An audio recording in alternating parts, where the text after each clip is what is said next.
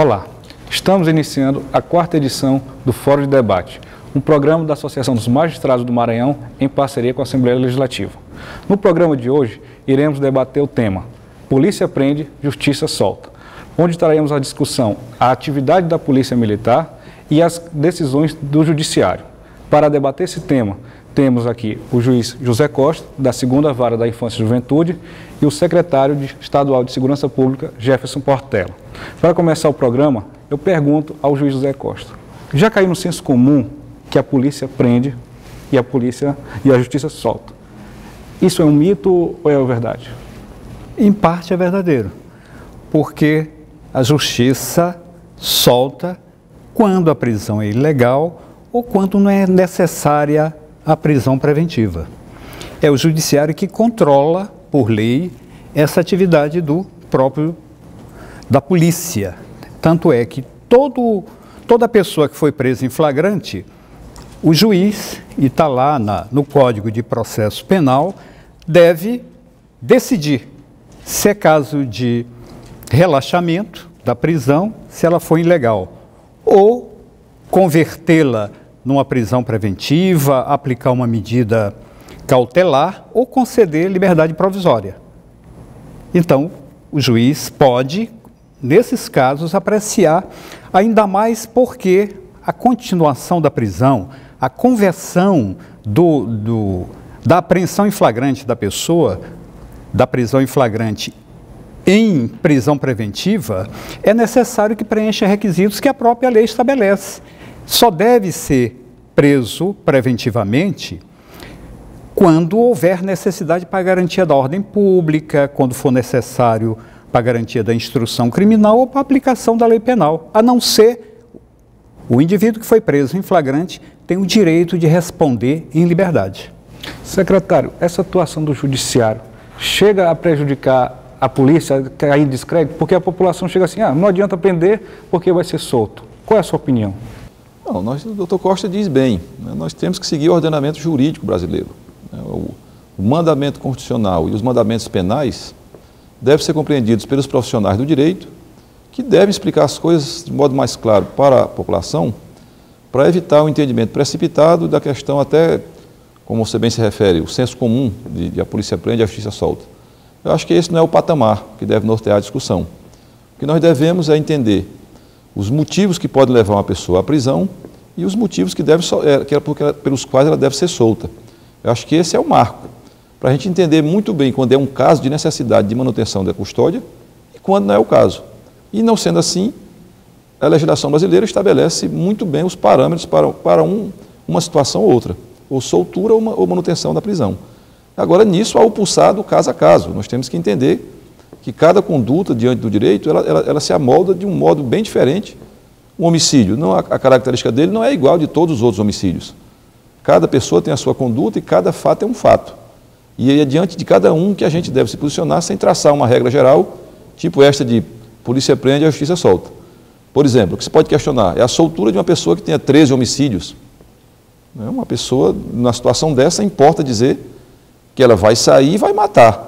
Nesse caso, a gente se questiona se o mais justo não é a manutenção dela em custódia do que a certeza de que, saindo da prisão, vai matar imediatamente. Mas, como eu disse, isso é a conformação da realidade a cada caso. Não pode haver uma regra geral, uma afirmação, como o tema do debate hoje aponta. Uma coisa generalizada que a gente deve, como profissional, afastar. Não é bem isso. A polícia tem o seu papel, o judiciário tem o seu papel. Nessa conformidade legal, cada um deve cumprir bem o seu dever. Quando nós prendemos com a preocupação de que crimes sejam evitados, mas isso nós sabemos que vai imediatamente para a apreciação do Poder Judiciário. O nosso papel é fazer a prisão em flagrante, mas comunicar ao Judiciário, à Defensoria Pública, ao Ministério Público, para que eles façam a avaliação da manutenção daquela custódia ou não. E essa é uma conformação legal, está definida pelo direito brasileiro. Aqui no Maranhão, nós estamos inaugurando, ou já inauguramos, um procedimento que está de acordo com os tratados internacionais, que é a audiência de custódia. O Estado de São Paulo anunciou, agora recente, que vai também aplicar esse procedimento. Toda a pessoa que for presa em flagrante, ela tem que ser ouvida pelo juiz. Essa audiência de custódia, ela é realizada com o juiz defensor e Ministério Público, e é ouvido o preso. E ali o juiz, em vez de decidir isoladamente, ele, ouvindo, decide lá, também ouvindo o Ministério Público e Defensoria, se vai conceder ou não a liberdade provisória, se vai converter em prisão preventiva, aplicar medidas cautelares. E isso tem se demonstrado mais efetivo, porque às vezes é muito perigoso você decidir isoladamente e às vezes mandar para o sistema carcerário pessoas às vezes que estão com são primário, tem um crime, não tem antecedentes, porque a gente sabe que o ambiente prisional muitas vezes ele mais deforma do que outra coisa e não inibe. Juiz José Costa, será que não falta também transparência para deixar mais claro para a população por que aquela pessoa que foi presa está recebendo uma liberdade provisória? Olha, a decisão do juiz, ela tem que ser fundamentada. Quando ele fundamenta, ali cabe recurso. Então, a transparência está que tem que ter uma decisão fundamentada do juiz quanto àquela situação. É claro que, como falou o secretário, o indivíduo que está respondendo a vários processos de roubo, já é reincidente naquilo, num homicídio, o juiz deve perceber, e tem fundamento para isso, para garantia da ordem pública, que seja convertido em prisão preventiva, porque a tendência é voltar a rescindir e tem que resguardar a sociedade. Enfim, cada caso é cada caso e tem que ser prudente para resguardar a sociedade também. Nesse sentido, tem que ser rigoroso para garantir também a sociedade de uma pessoa que pode voltar a rescindir. A liberdade, ela não causa uma sensação de impunidade? Como transformar isso para a sociedade mostrar que não há impunidade? A liberdade é a regra. O que nós temos que entender é o caso onde essa regra deve ser quebrada. Não há uma coisa geral contra todos. A liberdade perdida é daquele indivíduo que cometeu um crime em série ou um crime de uma monta grave que a justiça avalia que ele deve continuar preso. Então, assim, a liberdade, nesses casos de crimes reiterados, choca qualquer um. Não entendemos como uma pessoa possa ter 15 anos de traficante no estado do Maranhão e ganhar liberdade. Isso é chocante. E cabe, sim, uma avaliação da população e uma análise de todos. Nós somos homens livres, todos nós, para analisarmos qualquer decisão, porque todas as decisões são de natureza pública. A sociedade, através dos órgãos públicos, existe o nosso princípio da publicidade. Então, toda decisão há de ser pública e, sendo pública, haverá um juízo de valor sobre ela. Então, assim, às vezes se questiona, sim. A gente, na polícia, agora falando como secretário de Segurança e como delegado de carreira, nos choca assim, solturas repetidas de traficantes, porque a vida profissional deles é o crime. Eles se amoldaram a essa prática de vida. Então, a população também conhece. O caso de traficantes de drogas famosos. A população vê a prisão dele de novo com droga e vê outra soltura. Então, nesse aspecto particular, e se aplica a outros crimes, essas condutas de pessoas de modo reiterado em ações criminosas, a população questiona, a gente questiona. Mas, como eu digo, há o ordenamento jurídico. Havendo a prisão e havendo soltura, o doutor Costa disse bem, cabe recurso, o órgão próprio é o Ministério Público. E isso deve ser tomado, eu entendo que é assim. Se o Ministério Público entende que não é o caso de soltura, ele tem o dever legal de formalizar o seu recurso e a instância superior apreciar. Mas eu entendo a sua pergunta no sentido de que a sociedade cobra isso. Mas, como eu disse, a gente não pode generalizar as situações. É individualizar caso a caso. Nós constatamos alguns erros, se precisamos apontar e ter a coragem de apontar isso no sentido de justas correções e não de críticas infundadas ou para atrapalhar o bom relacionamento das instituições. Não é isso que se quer. Nós vimos agora, depois de assumir a Secretaria de Segurança, através do Centro de Inteligência, que uma pessoa que tinha mandado de prisão em outro processo recebeu o indulto natalino. E foi uma que deixou de retornar ao presídio. Então ela estava recolhida, havia um mandado de prisão contra ela e ela sai em indulto de Natal. E agora nós já identificamos 26 mandados de prisões de pessoas internas, ou seja, no sistema prisional, que têm contra elas mandados de prisão ainda não cumpridos, mesmo elas estando recolhidas no órgão prisional. Então está havendo uma falta de sintonia para evitar que amanhã se pense que se soltou uma pessoa que já tinha inclusive um segundo mandato contra ela. E ela está indo para a rua, por falta de uma integração de informação e cumprimento da ordem de prisão. Ao invés de receber esse cumprimento de prisão, recebe um alvará de soltura. Quando, na verdade, se houvesse uma integração dos sistemas policial, penitenciário e judiciário, ela não sairia, continuaria presa e, na verdade, aquela aparência de soltura seria, na verdade, uma ordem de prisão. Mas, assim, quando a gente não tem aquele cuidado de integrar o bom funcionamento do sistema repressivo brasileiro, pode haver falha que pode induzir, inclusive, a má interpretação. Em cima do comentário do secretário de Segurança, eu vou trazer um fato para o senhor. Na última sexta-feira foram apreendidos quase 80 pessoas no baile do Bonde dos 40, no Parque Timbira. Dessas 80 pessoas, 40 pessoas já tinham sido presas em uma outra festa no começo do ano. Não é um excesso de liberdade em relação a essas pessoas que já são reincidentes, estão mais uma vez voltando às ruas? Olha, preciso só a gente entender caso a caso. No primeiro, até chegaram a ligar para a gente para saber se a justiça ia liberar, as pessoas estavam apreensivas. Mas foi o próprio delegado de polícia quem liberou a grande maioria, inclusive adolescentes que tinham por lá. Por quê?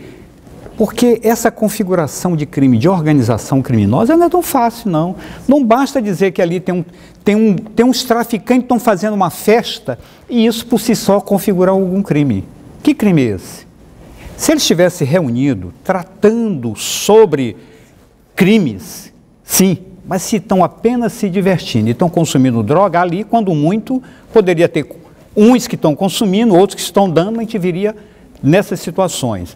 Então, eu acho, às vezes, extremamente precipitado. Muitas das vezes, essas operações, ela tem um poder midiático muito forte, mas, na verdade, não tem consistência nenhuma. Você vai lá, não tem. Crime de organização criminosa, via de regra, são crimes que são apurados com serviço de inteligência, mas tem que ser provado para a justiça. Não vai dizer, e escuta telefônica, a escuta foi legal.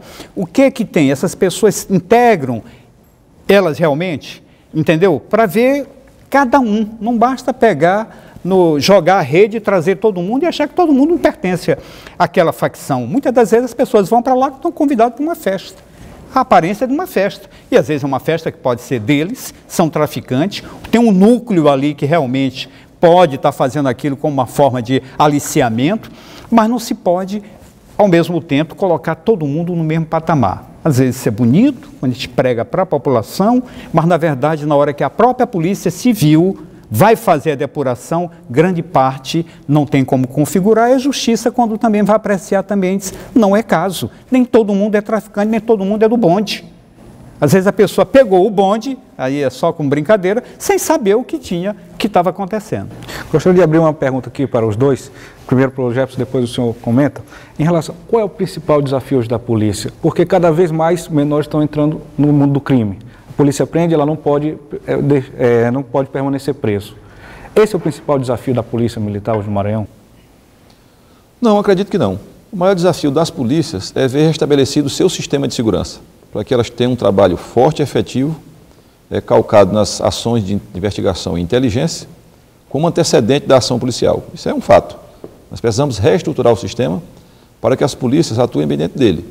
E a criminalidade e a violência têm muitas faces, que não só a questão da delinquência juvenil. Né? É multifacetada essa questão da criminalidade e da violência. Os adolescentes vêm colocar uma força inconsciente de jovens que são recrutados para o crime e não têm aquela experiência que tem um adulto, de modo que eles são usados para as ações mais violentas por adultos. E na sua inexperiência de adolescência, vê aí envolvido numa teia de ações criminosas.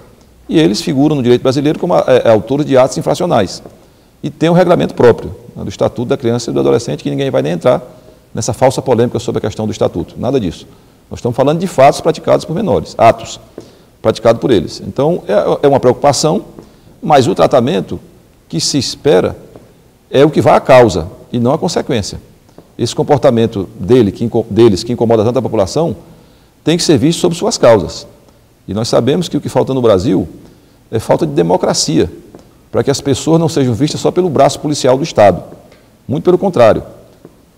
O Estado tem que chegar com a educação, tem que chegar com moradia, tem que chegar com a economia, através da distribuição de renda justa para a população, para que você não tenha pessoas excluídas de toda a participação social, que adote a violência como uma forma de participação, a fim de que sejam vistas no seu bairro, na sua cidade.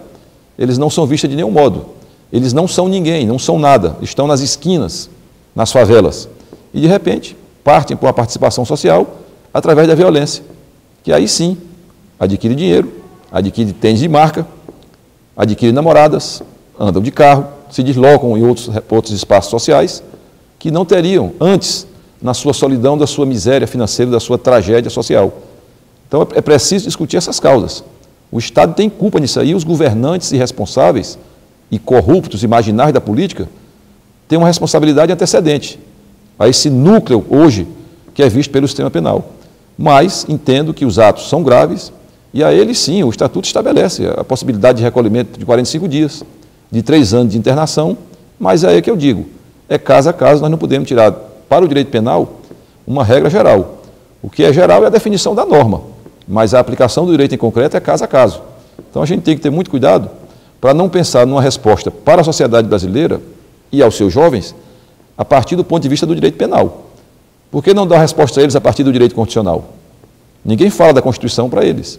Ninguém diz que eles têm os seus direitos respeitados. E aí a gente pensa logo na pronta resposta do direito penal. E por que a gente não pensa em aplicar com toda a força para os corruptos o direito penal? Zé Costa, o senhor acha que é um desafio para a justiça e para a própria polícia, para o sistema de segurança, os jovens inseridos no crime? E a gente aproveita para entrar no debate sobre a maioridade penal. Qual é a sua opinião sobre esse assunto? Olha, esse ingresso de adolescentes na criminalidade, na violência, ela está dentro do contexto geral do crescimento da violência e da criminalidade no país e aqui no Maranhão. Eles são também, como disse o secretário, são compelidos principalmente pela falta de políticas públicas, pela negação de direitos.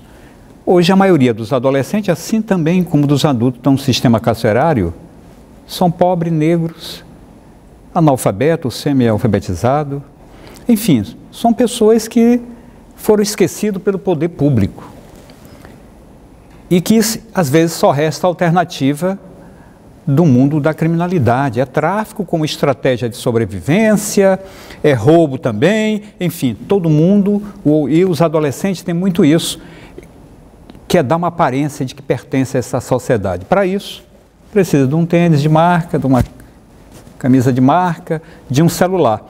Esses são, pelo consumismo aí apresentado, são as facetas de quem é um cidadão.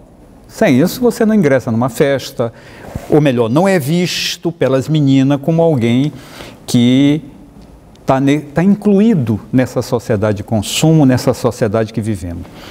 Enfim, então ele está inserido nesse contexto. Agora, é claro que há também uma legislação que pune. O Estatuto da Criança e do Adolescente, ele traz medidas socioeducativas que têm conteúdo também retributivo, punitivo. Não é só socioeducativo, não. Hoje, nós temos aqui em São Luís, cerca de 50 adolescentes que estão internados provisoriamente.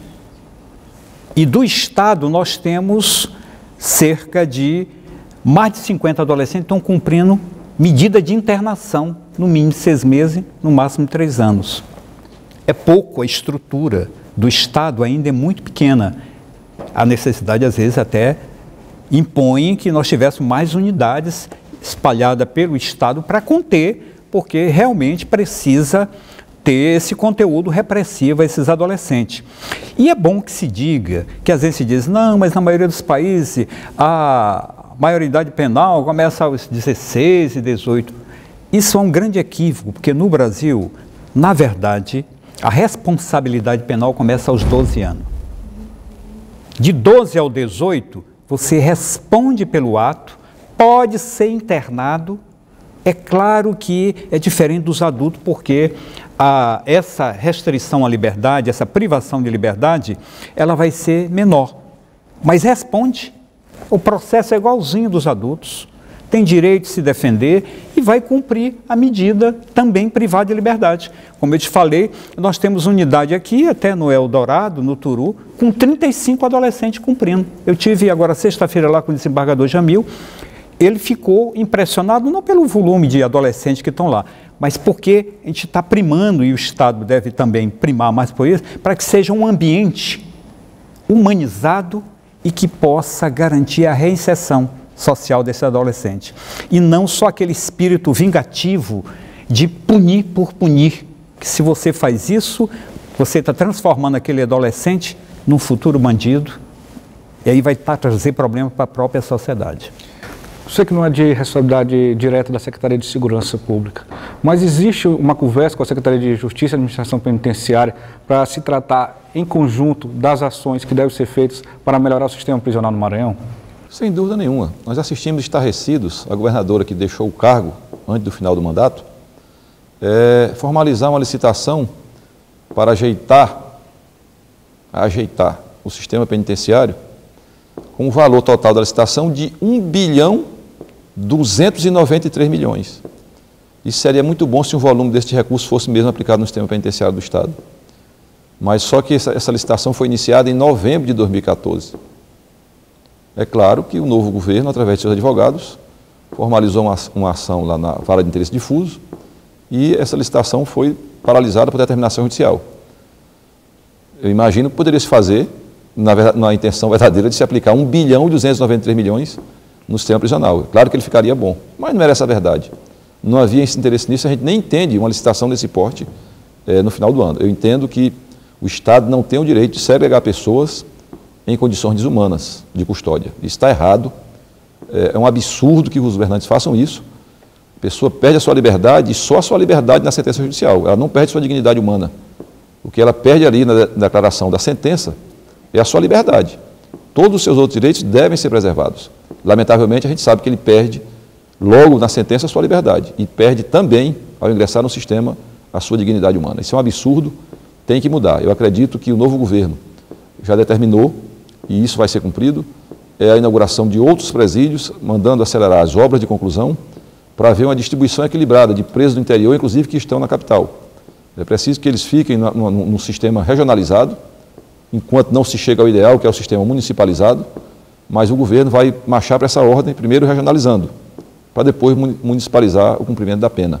Isso é uma determinação do governador Flávio, e pela convicção que eu tenho em relação ao programa dele, isso deve ser cumprido. Mais uma vez, trazendo para o debate, gostaria de fazer um questionamento que os dois fizessem comentário. Existe uma ONG em atividade, que é a ONG Liberdade Provisória, Instituto para a Liberdade Provisória, em que ela quer garantir até a liberdade provisória para o preso feito em flagrante. Não há um certo exagero até para quem é pego em flagrante? Olha, a liberdade provisória, ela deve ser garantida, salvo se for caso de prisão preventiva. Quer dizer, a regra deve ser a pessoa responder em liberdade. Há um certo equívoco, e até a população e a mídia perpassa isso, que a pessoa, quando é presa por um crime, ela deve continuar como se fosse já uma antecipação da pena. A legislação brasileira, que segue os postulados aí dos países mais desenvolvidos da ONU, é adepta de que você só deve prender provisoriamente, antes do julgamento, quando houver necessidade para a garantia do processo ou da sociedade. Não significa que pelo fato de ser um crime até grave, a pessoa deva continuar preso. Ele só deve continuar preso se ele for fugir, praticar outros crimes, ou se ele vier atrapalhar a própria instrução probatória, intimidando testemunha, ameaçando vítima, a não ser ele tem um direito. É claro que esse processo deve ter a celeridade, porque a demora também termina impulsionando a impunidade, impulsionando na cabeça de quem praticou o crime de que não vai dar nada, e na própria sociedade. Mas a regra é essa. Nós não podemos cultivar essa ideia de que quanto mais se prende, mais se controla a criminalidade. O Brasil é o terceiro país em população carcerária do mundo. O ano passado suplantou a Rússia, Estados Unidos, China e o Brasil em terceiro, de maior população carcerária. E esses países não conseguiram conter a criminalidade com esse encarceramento massivo. Tem alguma coisa errada nisso, porque o próprio Jefferson já adiantou, não basta medidas de repressão, ou há uma intervenção também em outras políticas de prevenção a nível de segurança e também de direitos que devem ser garantidos, oportunidade, escola, trabalho, ou nós vamos ficar enxugando gelo, como se diz, porque não se combate a criminalidade, a violência, apenas com política de repressão. Secretário, o senhor concorda? Concordo com o fundamento do Dr. Costa, né? O Estado deve se fazer presente com os outros direitos da população. Eles têm que imaginar isso, eu digo, o direito básico é o direito constitucional. O Estado deve estar atento para isso, como foi feito na Colômbia. O que reduziu o crime na Colômbia não foi só a intervenção policial, foi o Estado com os seus braços administrativos em relação aos direitos, realizando na prática o exercício, garantindo o exercício desses direitos. Agora, em concreto aqui no Brasil, há pessoas que devem ficar presas, eu tenho isso como convicção. Por exemplo, eu não conheço ex-corrupto. O corrupto é um ladrão permanente. Eu não vejo uma escola que aponte assim, aqui um grupo de ex-corruptos. Como também não conheço uma escola de ex-traficantes. São pessoas de condutas reiteradas contra o patrimônio público e contra a sociedade, que são os traficantes. Eu entendo que a conduta do traficante neste caso, em concreto, em relação ao tráfico, estou falando do traficante, não aquele envolvido com drogas, aquele que mercancia mesmo as drogas, que vive explorando até a vida de pessoas que vendem a droga para ele, para que ele tenha um patrimônio aumentado a partir da venda ilícita de drogas. Me refiro a esse tipo de gente. Eu entendo que esse sujeito, com a sua conduta criminosa, ele abala a ordem pública, de modo permanente. Então ele já, uma prisão, 2 prisões, 3 prisões. Quando a gente fica assustado, lá vem ele de novo com a rede de tráfico. Volta à soltura. Esse tipo de sujeito, para mim, o tráfico de drogas, eu entendo que é algo que abala mesmo a ordem pública. Veja bem, os homicídios encomendados hoje por dívida de drogas, por disputa de mercado ilícito de drogas, por violência para demonstrar poder e arrebanhar ideologicamente jovens, isso tudo é a partir da ação do traficante. Então, a sociedade brasileira hoje, com 50 mil assassinatos por ano no nosso país, notadamente a marca maior, como causa dessas mortes, sendo o tráfico ilícito de drogas, eu entendo que todo traficante, ele abala assim, o traficante tipicamente definido. Com a sua conduta, ele abala a ordem pública de modo permanente. Portanto, eu entendo que nesses casos, para a defesa da sociedade, o traficante deve, assim, enquadrado enquanto tal, definido enquanto tal, permanecer preso. Bom, o debate está rico, mas estamos chegando ao fim da 4ª edição do Fórum em Debates. Para tratar do tema Polícia Prende, Justiça Solta, hoje convidamos o juiz José Costa e o secretário Jefferson Portela. Aqui abordamos diversos temas, abordamos maioridade penal, liberdade provisória, a presença do Estado como fortalecedor do combate da criminalidade com o jovem, além da segurança, ter uma política de prevenção. Agora, eu queria convidar o José Costa para dar suas considerações finais, logo após o secretário Jefferson Portela. Olha, como considerações finais, eu queria destacar um ponto aqui, que talvez seja para iniciar um debate, é que o combate à traficância no mundo tem sido dito por vários estudiosos que é uma guerra perdida. Os Estados Unidos não conseguiram enfrentar. Aumentou-se enormemente a população carcerária vinculada ao tráfico e não se conseguiu minimizar a criminalidade da traficância. E acho que aqui no Maranhão deve-se também redirecionar isso. Se você vai no sistema carcerário, a grande maioria lá que estão envolvidos na traficância são pobres lascados. Você vai na casa dele, está numa traficância e não tem nada. É miserável. Por quê? Porque toda a repressão é dirigida lá na ponta. Então tem que ser algo mais inteligente para conter. Você prende num bairro dezenas de pessoas, no dia seguinte tem outro substituindo. Então é ilusão. Às vezes você está aumentando um custo quando você não consegue chegar aos grandes intermediários, aos grandes produtores, aos grandes atravessadores. E esse que é o trabalho de inteligência que eu acho que é fundamental ser feito para você coibir, além das outras políticas que podem conseguir reverter e minimizar, que é uma luta permanente que não vai se encerrar do dia para a noite. Hoje no mundo, algumas drogas já estão até defendendo a liberação como uma forma de minimizar a criminalidade. Nos próprios Estados Unidos. A questão da própria maconha, hoje, achando que é muito mais fácil você controlar a droga sem toda uma repressão, porque foi demonstrado, e aí estão os dados, não é aqui do Maranhão, não é do mundo. de que é uma causa meio perdida. É muito fácil achar que não, vamos prender todo mundo e tal, que é um pequeno traficante. Isso aí não vai resolver coisa alguma do tráfico. Nós estamos criando megas presídios para conter tanta gente e não estamos enxugando o gelo. Secretário? Concordo com o fundamento. Não se pode prender um pequeno traficante. Até porque ele, até tecnicamente, não pode ser defendido enquanto tal. Talvez seja uma vítima do mercado ilícito das drogas. Concordo plenamente. Devemos identificar o grande traficante porque ele sustenta a rede. Mas eu entendo que a rede tem que ser quebrada.